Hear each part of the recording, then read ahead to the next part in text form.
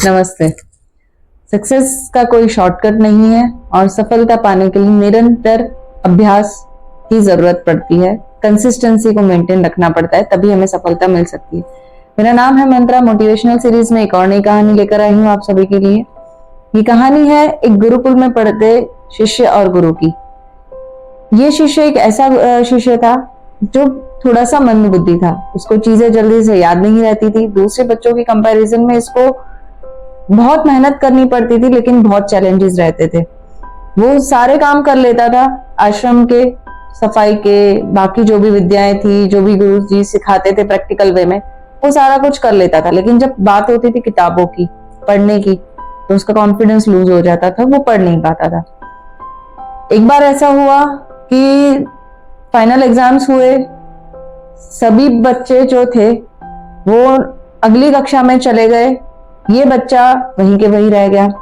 गुरुजी ने उसके ऊपर बहुत फोकस करने की कोशिश की, फिर से इसको रिपीटेडली सिखाने की कोशिश की, लेकिन ये नहीं पढ़ पाता था। ये इसकी एक वीकनेस थी।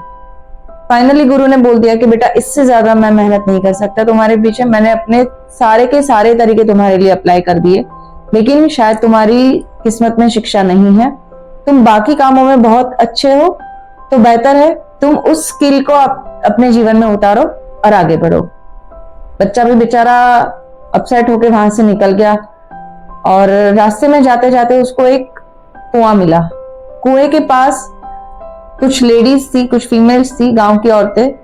वो पानी खींच रही थी और कुएं में से पानी निकाल रही थी रस्सी से। उसने ये दृश्य देखा। उसने देखा कि बड़ा सा पत्थर है और उसके ऊपर निशान बने हुए हैं। जब इसने उस लेडीज से पूछा कि आंटी जी, ये निशान कैसे बने हैं, क्या ये आपने बनाए हैं?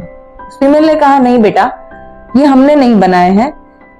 ये रस्सी जब कुएं में उतरती है, पानी भर के लेकर आती है और यहाँ पे इस पत्थर पे घिसती है, उसकी वजह से ये पत्थर इतना सख्त है, लेकिन बार बार ये प्रक्रिया होती है, इस वजह से उसके ऊपर निशान बन चुके हैं। ये दृश्य उस लड़के के लिए लाइफ चेंजिंग दृश्य बन गया। उसने सोचा कि अगर इतना सख्त पत्थर है और रस्सी उसकी कंपैरिजन में सॉफ्ट है, मुलायम है, अगर ये रस्सी चाहे, दृढ़ निर्णय है उसका, तो इस पत्थर के ऊपर भी निशान बना सकती है। तो क्या मैं अपने जीवन में दृढ़ निर्णय बना के अपने जीवन में सफलता नहीं पा सकता? ये सिचुएशन के बाद वो तुरंत भाग के गया अपने गुरुजी के पास। उन्होंने बताया कि गुरुजी, मेरे साथ रास्ते में ये चीजें हुई। अब मैं बहुत ही मन लगाकर, बहुत ही मेहनत करके पढ़ना चाहता हूँ, एक ही चीज का बार बार अभ्यास करना चाहता हूं, लेकिन मुझे एक मार्गदर्शन की जरूरत है। शायद मैं गलत दिशा में पढ़ने लगूं, इससे अच्छा मैं मेहनत करने के लिए रेडी हूं, लेकिन आपके सपोर्ट से, आपके मार्गदर्शन से मैं एक सही दिशा में जा सकता हूं और सफलता हासिल कर सकता हूं।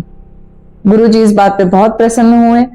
उन्होंने इस चीज को, उस शिष्य को डेवलप करने के लिए बहुत मेहनत लगाई और आज वो लड़का अपनी एजुकेशन पूरी करके आश्रम से बाहर निकला और वो बहुत बड़ा बिजनेसमैन बना, जिसने कई सारे एम्प्लॉयज को अपने अंडर में हायर किया और सफलता की ऊंचाइयों को चुना उसने।